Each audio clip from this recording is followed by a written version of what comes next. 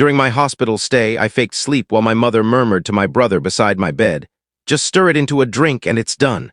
No one will suspect." I opened my eyes and they flashed smiles, pretending I'd heard nothing. 3 days later, their scheme unraveled. I've never been one to slow down, not in business, not in life.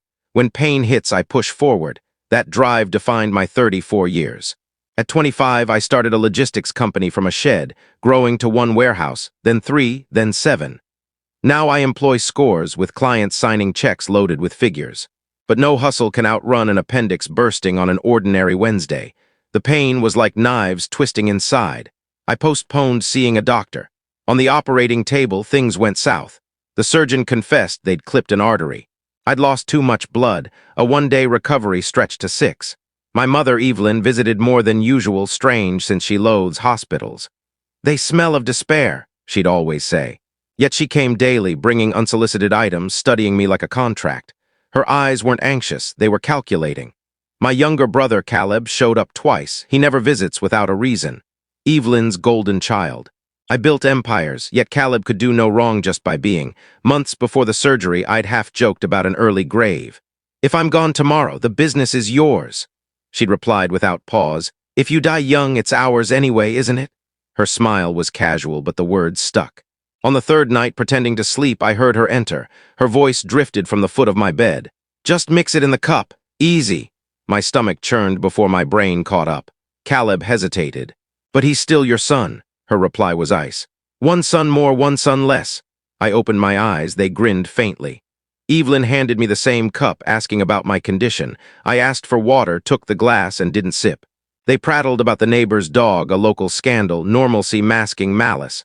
Once discharged, I skipped home. A discreet hotel became my refuge. I pieced together the hints. Evelyn's sudden curiosity about my succession plans, Caleb's probing about company passwords. That whisper, "One son more, one son less," wasn't a mistake. It was a plan. I rallied my lawyer, my security team, my trusted contacts.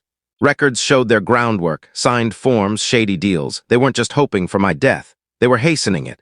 At home, the air was heavy. Caleb sprawled, ignoring me. Evelyn dripped false warmth. "Caleb and I were talking business, just in case." Her facade cracked. "Updating the will, keeping it in the family." My blood ran cold. I played along but acted. My attorney froze my assets.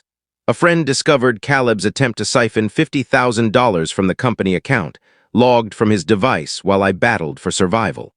Surveillance caught Evelyn and Caleb rifling through my office.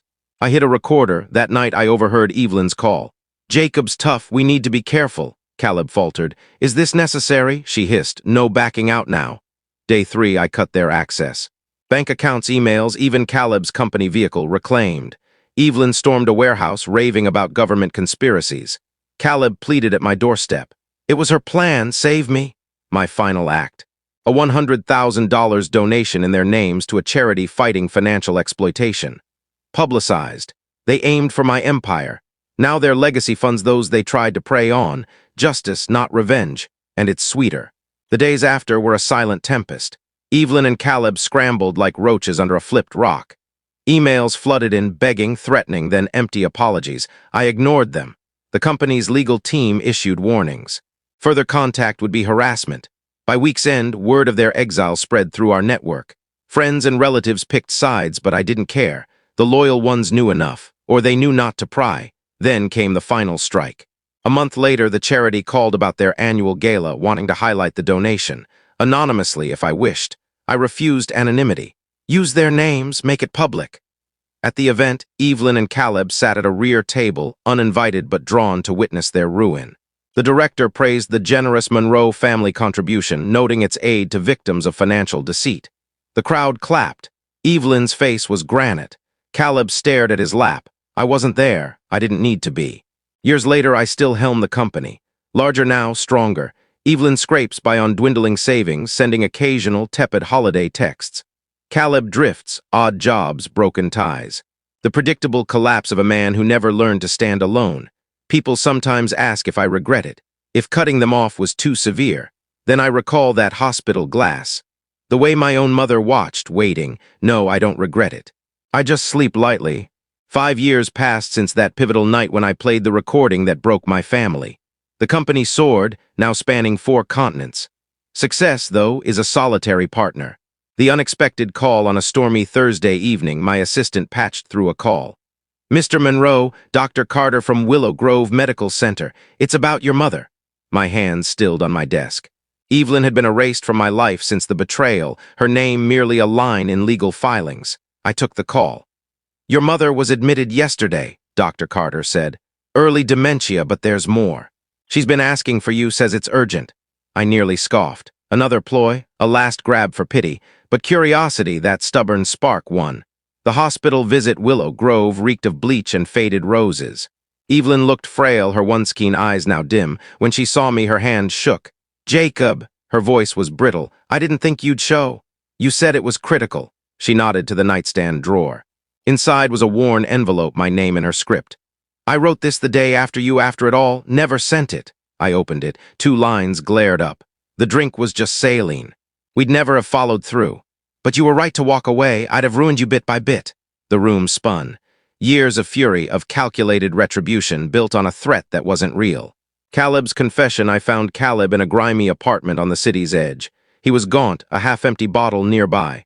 "Saline," I pressed. He gave a bitter chuckle. "Evelyn's test. She wanted to see if you'd break or fight. But you obliterated us." His grin faded. "For what it's worth, I'm glad you came out on top." The truth changes nothing. I stood at Evelyn's grave 6 months later. Pneumonia, the doctor said. The mind fades, the body follows. The charity's plaque with her name shone in the daylight. People think truth brings peace. They're mistaken. It doesn't heal, it just reshapes the scar. I still guard the company fiercely, still sleep lightly. Because the hardest lesson wasn't their betrayal. It was seeing I'd inherited Evelyn's knack for striking first. And unlike her, I'd never hesitate to finish the job. If you loved this story and felt its emotional weight, please give it a like, share it with others, and subscribe for more real-life tales and heartfelt narratives. Your support means everything, and it helps us deliver more stories like this. Thank you for reading, and I'll see you in the next one.